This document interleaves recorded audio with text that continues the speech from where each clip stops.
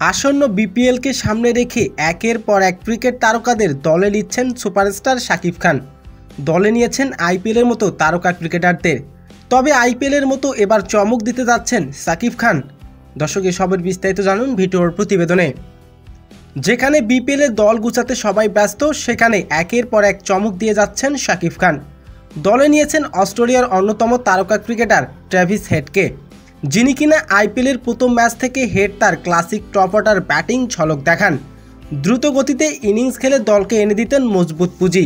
পাওয়ার প্লেতে তার strike rate প্রায় সব ম্যাচেই ছিল 200-র কাছাকাছি, যা বিপক্ষ বোলারদের উপরে ভয়ানক চাপ সৃষ্টি করেন। আইপিএলের মৌসুমে হেড খেলেছেন 14 ম্যাচ, করেছেন 542 রান, গড় 41 এবং স্ট্রাইক রেট 186।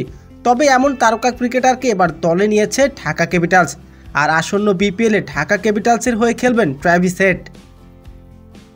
অন্যদিকে ইংল্যান্ডের তারকা ব্যাটার জেসন রয়, তাকেও এবার ফিরিয়েছেন শাকিব খান। ইংল্যান্ডের এই ওপেনার আইপিএলের মতো মঞ্চেও ঝড় তুলেছেন তিনি। 13 ম্যাচে 329 রান, ম্যাচ গড় 29, খেলেছেন সর্বোচ্চ 91 রানের দুর্দান্ত এক ইনিংস। তবে ইংল্যান্ডের ওপেনার তারকা ব্যাটসম্যানকে এবার দলে ফিরিয়েছেন ঢাকা ক্যাপিটালস।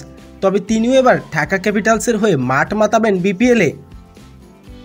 অন্যদিকে বাংলাদেশের hard hitter batsman Sabbir Rahman, যিনি কিনা গত মৌসুমে ঢাকা ক্যাপিটালসের হয়ে মাঠ মাতিয়েছেন।